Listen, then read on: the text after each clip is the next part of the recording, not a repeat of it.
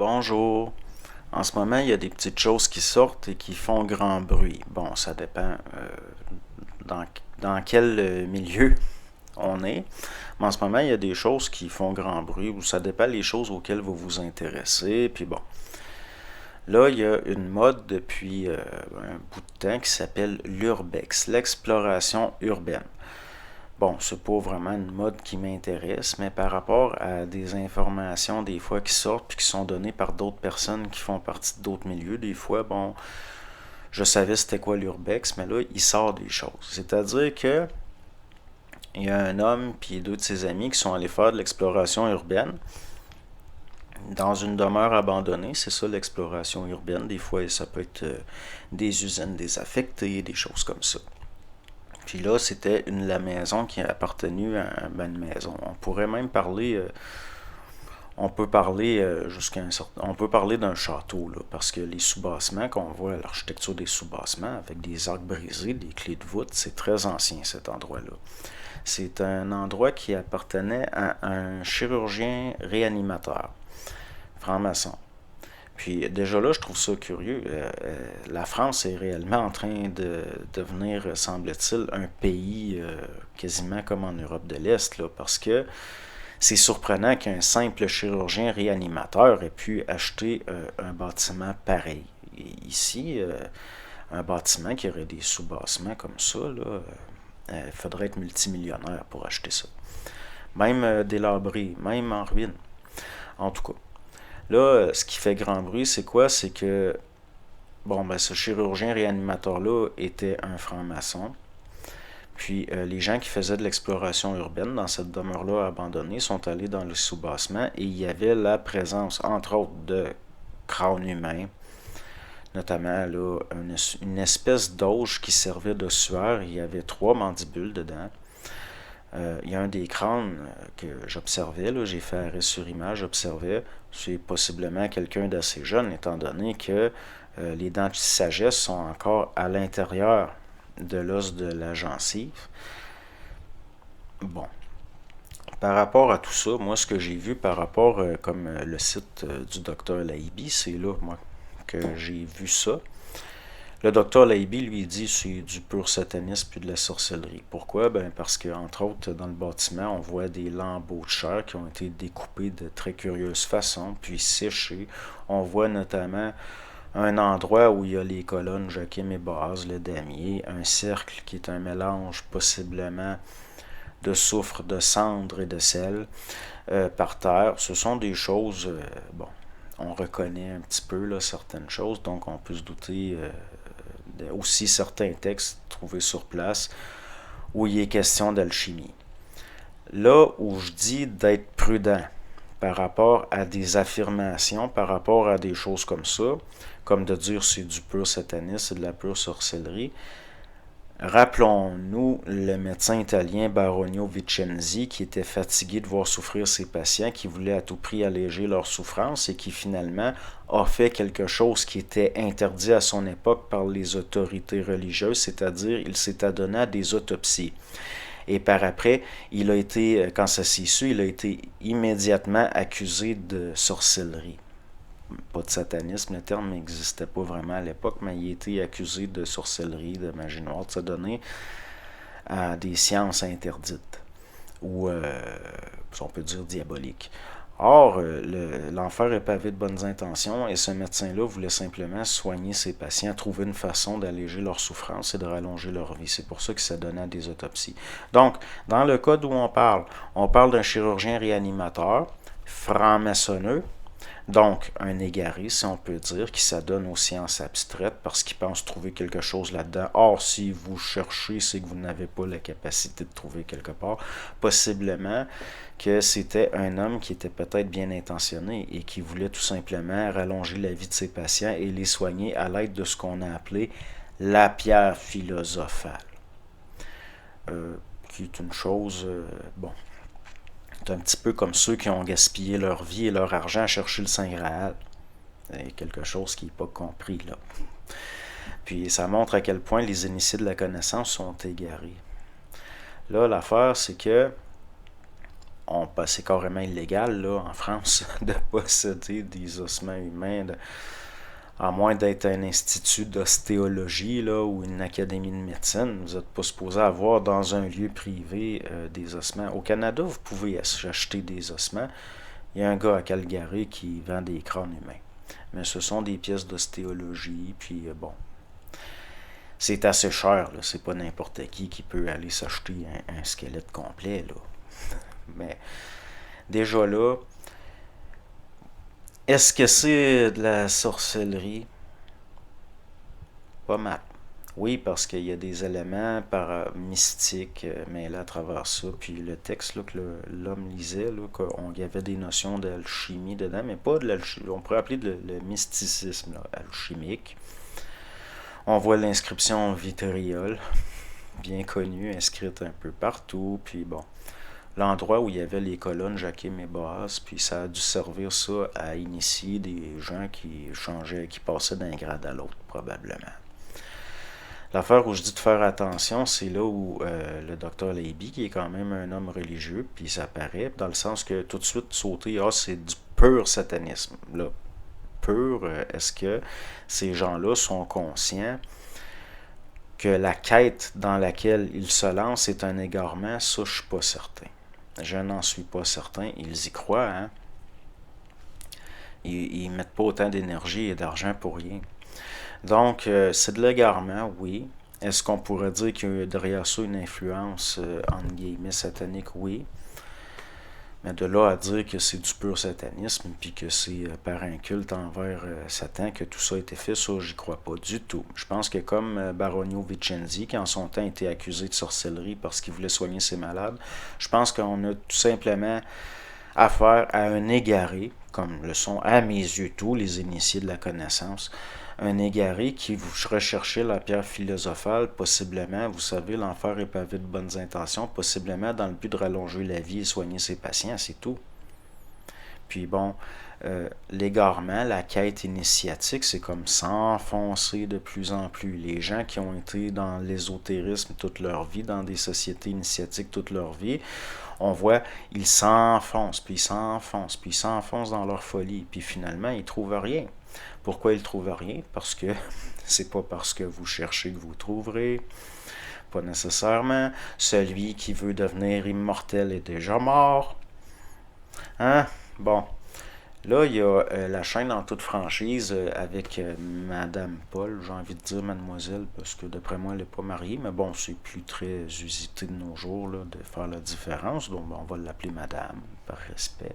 Donc, Madame Paul, la chaîne en toute franchise, où elle reçoit ce que moi j'appelle un maçonneux. Je serais curieux de savoir ce qu'il en pense, lui, de ça. Est-ce que c'est normal que des gens enfreignent les lois de leur pays pour s'adonner à des recherches en secret, à des initiations dans des sous-bassements? Qui faisait ça? Des cercles dans des sous-bassements, dans des sous-sols, dans des caves? Ben, c'est les Goétiens qui faisaient ça. Voyons. Bon, le cercle qu'on voit dans la vidéo de l'Urbex, c'est possiblement un mélange de sel, de cendre et de soufre. C'est pas fait avec du charbon comme, donc on va dire de la gouissa en guillemets, mais il reste que c'est ça que ça sent. C'est ça que ça sent. Je pense que c'est de l'égarement. Puis, je serais curieux, moi, vous en dites quoi, vous autres, les maçonneux, de ces découvertes-là? Oh, le grand public ne peut pas comprendre. Moi, je vous dis, c'est de l'égarement total. Vous vous souvenez, cet homme il avait relu, façon de parler, Basile Valentin, des choses comme ça, puis que il en avait déduit, lui et certains autres maçonneux, il en avait déduit que au niveau de l'alchimie puis de la transmutation, il réussirait peut-être à transmuter son corps en buvant sa propre urine.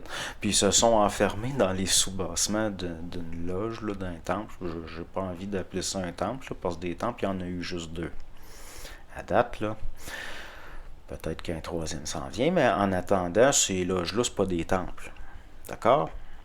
Donc, ils se sont enfermés dans les sous-sols, puis le gars s'est fait mettre dans une espèce de cellule où j'imagine que ses compagnons lui parlaient, le surveillaient par une espèce de passe-plat, ou je sais pas trop. Puis il s'est mis à boire son urine, puis comme ça. Ah, puis en plus, au début, possiblement par autosuggestion, par auto-mesmérisation, si on peut dire. Au début, il sentait vraiment qu'il se transmettait. Puis finalement, savez-vous qu'est-ce que ça a donné? Ça, à quoi ça aboutit? Ben, le gars est mort.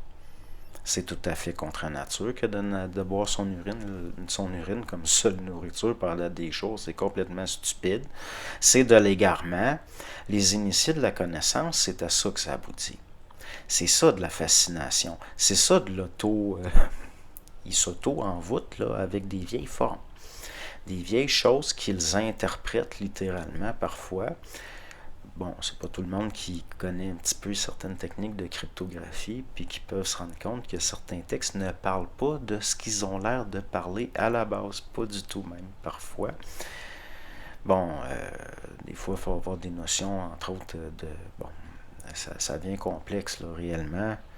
Quand un texte a été écrit par quelqu'un qui connaît très bien la cryptographie, puis bon, ça devient difficile, là. Puis au cours des siècles, ben, il y a des mésinterprétations, puis l'égarement grandit, l'égarement grandit, l'égarement grandit. Moi, je considère ça comme de l'égarement. C'est dégueulasse. C'est dégueulasse. Mais là, est-ce que c'est des gens mal intentionnés? Pas nécessairement. Ça, c'est pour ça que je suis pas prêt à dire comme le docteur Laiby que c'est du satanisme pur. Non, je pense plus que c'est comme beaucoup de gens bien, qui ont des bonnes intentions, qui s'égarent dans l'ésotérisme, qui s'égarent dans ce qu'on pourrait appeler les sciences abstraites et qui finissent finalement par être complètement dénaturés, avoir une vision du monde totalement dénaturée et ils finissent par avoir des agissements totalement contre nature, totalement ridicules, totalement stupide. C'est totalement stupide que de s'enfermer dans des sous-bassements comme ça, puis de essayer de trouver la pierre philosophale. Je veux dire, moi, à mes yeux, c'est ridicule. Totalement ridicule. Souvenez-vous, là, l'espèce de conjoint que Dalida avait eu qui prétendait être le comte de Saint-Germain, puis qui a fini par se mettre une balle dans la tête. Celui qui veut s'immortaliser est déjà mort.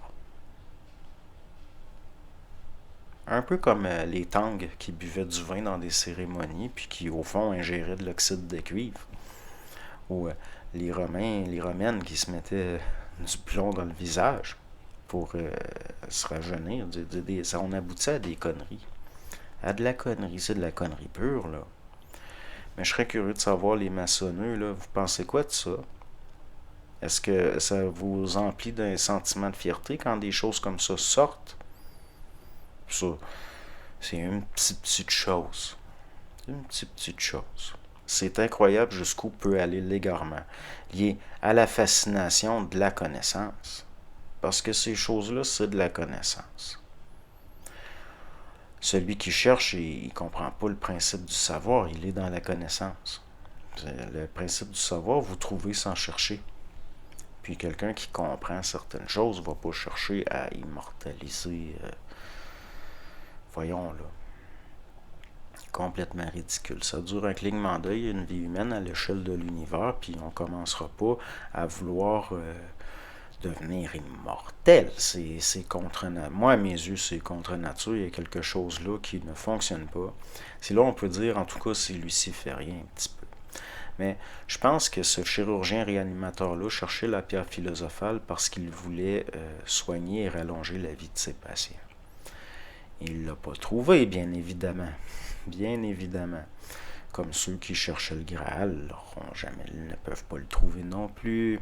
Ils ont une interprétation trop littérale des choses. Puis c'est là qu'il y a l'égarement qui sert de filtre, qui sert de tri.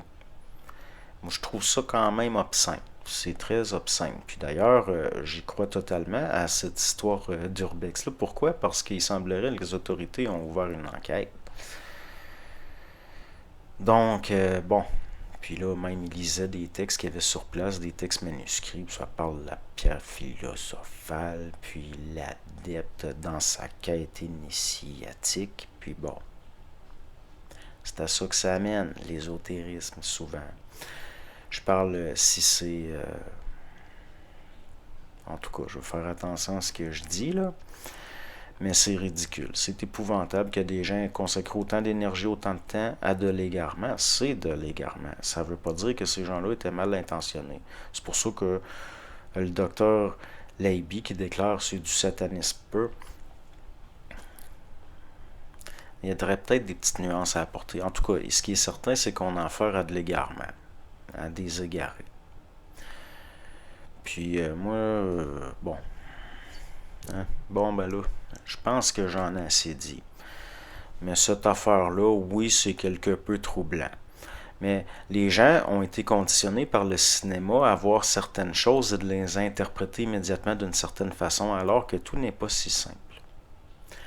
Donc, faire attention aussi aux conclusions hâtives.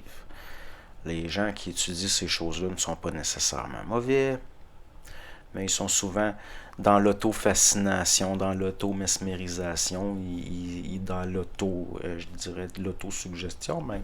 Comme le gars qui buvait son urine, puis les premiers jours, il pensait qu'il était en train de transmuter, puis il sentait des choses extraordinaires. Il sentait que son urine changeait de couleur. Ben oui, possiblement qu'à un moment donné, ça a changé de couleur parce qu'il y avait du sang dedans à cause de lésions internes. Puis bon, puis là, il trouvait que ça prenait un parfum de fleurs, et puis bon, au niveau de la fonction psychologique d'une rationalisation puis de suggestion, il arrive parfois qu'on se leurre parce que ça fait notre affaire. Puis ça mène où ça? Au désir de la mort, mais inconscient. Ceux qui veulent s'immortaliser, au fond, vont vers la mort plus vite. Ça a toujours été comme ça.